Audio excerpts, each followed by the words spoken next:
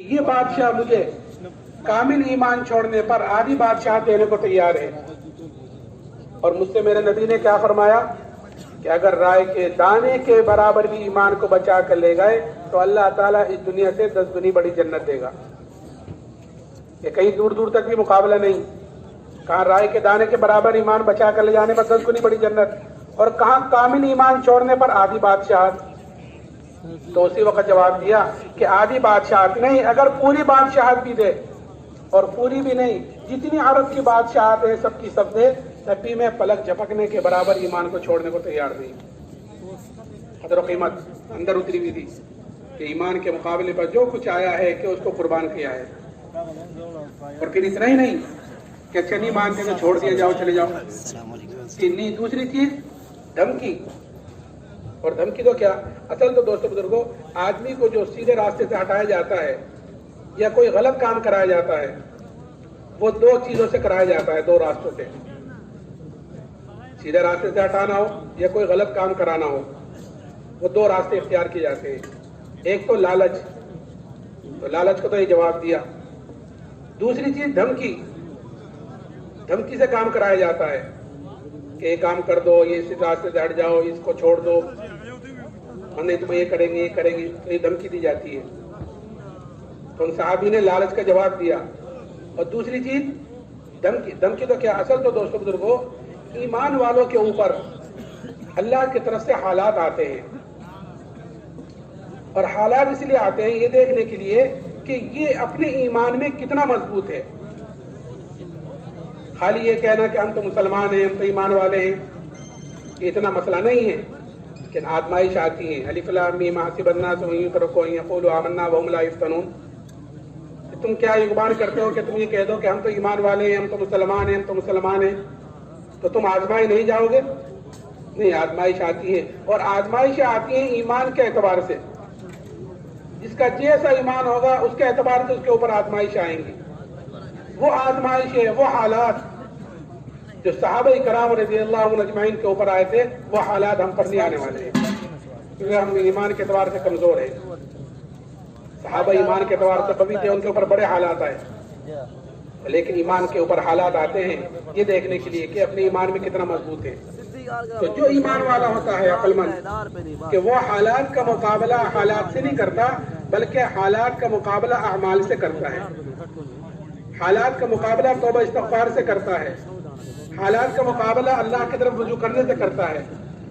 اس لیے کہ حالات کا تعلق دنیا کی کسی چیز سے نہیں ہے۔ آپ دیکھو اس وقت اسباب کے اعتبار سے اور راحت آرام کے اعتبار سے زندگی دنیا میں اس وقت جتنی فراوانی ہے کہ اس سے پہلے کبھی نہیں ہوئی ہے، ہر اعتبار سے، سفر کے اعتبار سے لے لیے، ڈاکٹری اعتبار سے لے لیے، کمانے کے اعتبار سے لے لیے، تجارت کے ہر اعتبار سے اس وقت جتنی فراوانی ہے اس سے پہلے کبھی نہیں ہوئی، اور اس وقت دنیا جتنی پریشان ہے اس سے پہلے کبھی نہیں ہوئی۔ کیوں؟ اس لیے کہ حالات کا تعلق اسباب سے نہیں ہے، حالات کا تعلق انسان کے اعمال سے ہے۔ اس لیے کہ اعمال جیسے اوپر جاتے ہیں ویسے اللہ کے فیصلے نیچے آتے ہیں۔ اگر ہمارے اعمال اوپر ایسے جا رہے ہیں جو اللہ کو خوش کرنے والے ہیں، اس کو راضی کرنے والے ہیں مجموعی طور پر، تو پھر اوپر سے جو فیصلے آئیں گے وہ بھی ایسے آئیں گے جو ہمیں خوش کریں گے، ہمیں راضی کریں گے۔ اور اگر ہمارے اعمال اوپر ایسے جا رہے ہیں جو اللہ کو ناخوش کرنے والے ہیں، اس کو ناراض کرنے والے ہیں، تو اوپر سے جو فیصلے آئیں گے حالات کے وہ بھی ایسے آئیں گے جو ہمیں ناگوار گزریں گے، ناگوار، ہمارے لیے ناگوار ہوں گے، جیسے اس وقت آج پوری دنیا میں چل رہا ہے۔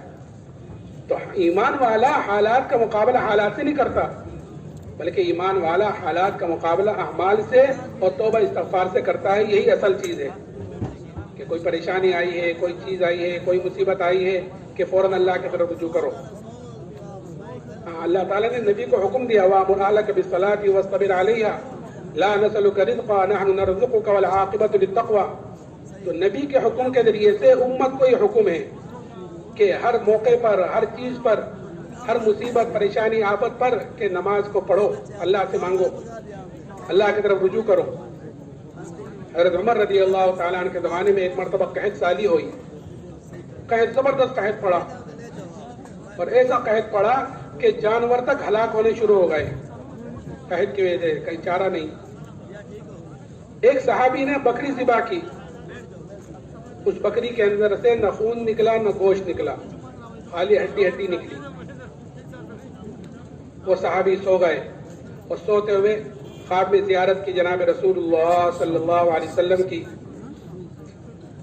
آپ نے فرمایا کہ عمر کو تو میرا سلام کہنا اور یہ کہنا کہ تو بڑا عقل مند تھا، ایمان کی فراست تجھے عطا فرمائی تھی اللہ نے، تو تو بڑا عقل مند تھا، تجھے کیا ہوا؟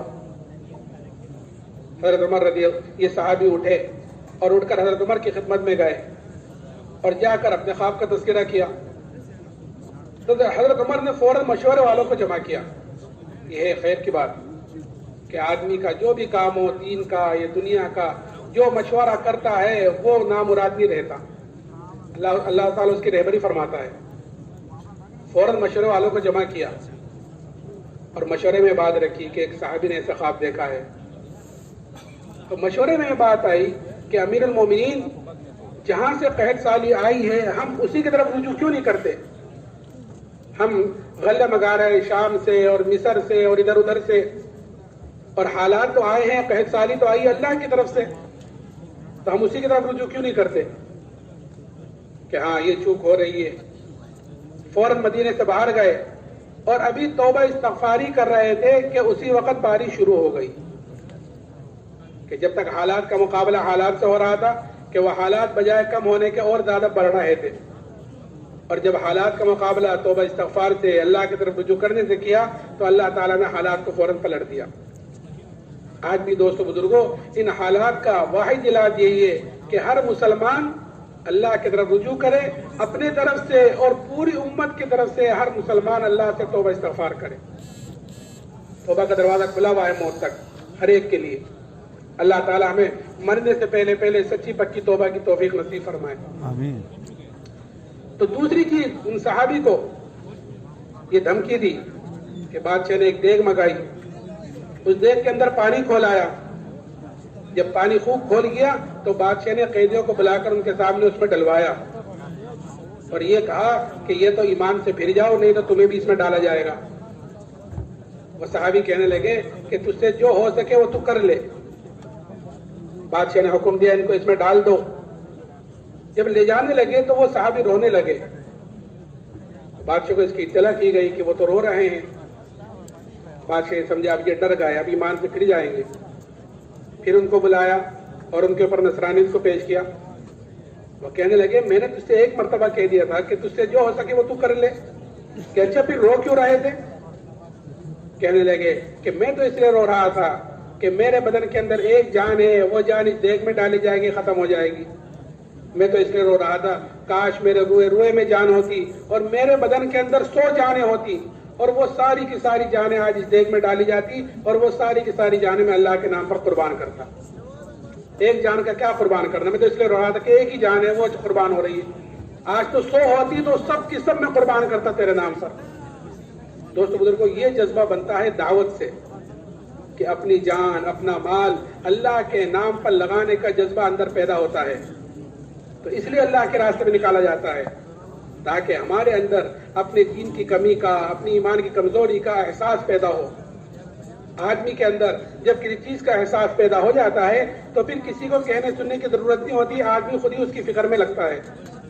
کوئی آدمی ملازم ہے، کسی آدمی کی دکان ہے، تو کیونکہ احساس ہے اندر تو کوئی نہیں کہے گا آپ نے کل دکان نہیں کھولی تھی تو آج تو کھول ہی لو، کل آپ کام پر نہیں گئے تھے، ملازمت پر نہیں گئے تھے تو آج چلے جاؤ۔ یہ اس کے اندر خود ہی احساس ہے۔ اللہ کرے یہ احساس ہمارا ایمان کے اعتبار سے ہو جائے، جیسے صحابہ اکرام رضی اللہ عنہ اجمعین کے اندر ہر وقت ایمان کی طرف سے ہر وقت فکر مند رہتے تھے، اپنے دین کی طرف سے فکر مند، اپنے ایمان کی طرف سے فکر مند، اور چھوٹی چھوٹی باتوں پر اپنے ایمان کی طرف سے ان کے اندر ڈر پیدا ہو جاتا تھا۔ صحابی حضرت حنظلہ رضی اللہ تعالیٰ عنہ کے گھر میں بیٹھے ہوئے اور کھڑے ہوئے باہر نکلے یہ کہتے ہوئے کہ نافق حنظلہ، حنظلہ تو منافق ہو گیا، حنظلہ تو منافق ہو گیا۔ حضرت ابو بکر صدیق رضی اللہ تعالیٰ عنہ تشریف لے جا رہے تھے، ان سے کہا تو انہوں نے کہا کتنی بڑی بات، سبحان اللہ، کیسے کہہ رہا ہے حنظلہ منافق ہو گیا؟ تو انہوں نے وجہ بتلائی کہ جب ہم جناب رسول اللہ صلی اللہ علیہ وسلم کی خدمت میں ہوتے ہیں اور آپ جنت کا، دوزخ کا، قبر حشر کا آپ ذکر کرتے ہیں تو ہمارے قلوب بالکل نرم ہو جاتے ہیں، گویا بالکل ہمارے سامنے اندر ایک کیفیت تیار ہوتی ہے. اور جب گھر چلے جاتے ہیں تو بیوی بچے پاس آ گئے، کچھ ہنسی مذاق کی باتیں شروع ہو گئی. اس لیے مقامی کام کو کہا جاتا ہے پابندی سے کرنے کے لیے کہ جو چلے 4 مہینے میں جو ہم پر رنگ چڑھا ہے، چلے 4 مہینے میں جو اندر کا یقین بنا ہے اور جو ایک رنگ چڑھا ہے، اگر مقامی کام کو کرتے رہیں گے تو وہ رنگ اور وہ اندر کا یقین باقی رہے گا. اور اگر مقامی کام کو چھوڑ دیں گے تو جو رنگ چڑھا تھا وہ آہستہ آہستہ اترنا شروع ہو جائے گا، پھر دوبارہ محنت کرنی پڑے گی. جیسے کوئی نئی گاڑی خریدے، نئی گاڑی خریدے اور لا کر کھڑی کر دے تو وہ کھڑے کھڑے اس کے پرزے خراب ہونے شروع ہو جاتے ہیں کیونکہ کھڑی رہی ہے. اور اگر کوئی پرانی گاڑی خریدے اور لا کر چلاتا رہے تو وہ چلتی رہتی ہے، سال میں کبھی کبھار سروس کے لیے جاتی رہتی ہے. ہم مقامی کام کرتے رہیں گے تو چلتے رہیں گے، اور سال میں سروس کے لیے چلے 4 مہینے میں نکلتے رہیں گے تو چلتے رہیں گے. اور اگر کھڑے ہو گئے تو پھر جہاں تھے پہلے پھر وہیں پہنچ جائیں گے، پھر دوبارہ محنت کرنی پڑے گی صحیح کرنے کی. حاجی عمران اس لیے ہمیں تو کہنے لگے حضرت ابوبکر یہ کیفیت تو ہمارے اندر بھی پیدا ہوتی ہے، چلو چل کر حضور سے پوچھتے ہیں. تو اتنی سی بات کہ اندر گھر میں آ کر اندر کی کیفیت کچھ اور ہے، نبی کی مجلس میں اندر کی کیفیت کچھ اور ہے، اپنے منافق ہونے کا ڈر پیدا ہوا. اس لیے دوست بزرگوں، جو ایمان اللہ نے صحابہ کو مرحمت فرمایا تھا وہ ایمان اللہ نے مجھے اور آپ کو بھی مرحمت فرمایا ہے. اللہ تعالیٰ ہمیں اس ایمان کی قدر کرنے کی توفیق عطا فرمائے. اور اس کو اندر کے یقین کو بدلنے کی ضرورت ہے. اندر کا یقین بدلتا ہے دعوت کے ذریعے سے. جتنی دعوت دیں گے، جتنی اللہ کی بڑائی کو بولیں گے، سنیں گے، اندر کا یقین بدلے گا. اور جتنا اندر کا یقین بدلے گا بدن سے نکلنے والے اعمال ہمارے صحیح ہوں گے. تو دعوت کے ذریعے سے یقین کا بدلنا اور ذکر کے ذریعے سے اندر کی غفلت کا ختم کرنا. غفلتیں آج غفلتیں بھی ہمارے اندر خوب ہیں. اور کیوں ہے؟ کیونکہ غیر اللہ کو بول رہے ہیں، غیر اللہ کو سن رہے ہیں، غیر اللہ کو دیکھ رہے ہیں. اس لیے ہم جہاں ہوتے ہیں غیر اللہ کا دھیان اندر ہوتا ہے. یہاں تک کہ ایک آدمی مسجد میں اللہ کے راستے، اللہ کے سامنے نماز پڑھ رہا ہے، اللہ کے گھر میں نماز پڑھ رہا ہے کہ وہاں بھی غیر اللہ کا دھیان ہے. کوئی دکان میں گھوم رہا ہے، کوئی تجارت میں گھوم رہا ہے، کوئی کھیتوں میں گھوم رہا ہے، حالانکہ اللہ کے سامنے کھڑے ہیں اور غیر اللہ کا دھیان ہے. کیوں؟ کیونکہ ہم نے ذکر کے ذریعے سے اپنی غفلت کو ختم نہیں کر رکھا ہے. تو ذکر کے ذریعے سے اپنی غفلت کو ختم کرنا، ایک تسبیح تیسرے کلمے کی، ایک درود شریف کی، ایک استغفار کی، یہ 3 تسبیح صبح کو، 3 تسبیح شام کو، دھیان سے جی لگا کر قبلے کی طرف منہ کر کر باوضو ہو کر. اس لیے کہ اللہ کا ذکر اگر غفلت سے بھی لے جائے گا تو بھی نفع سے تو خالی ہے ہی.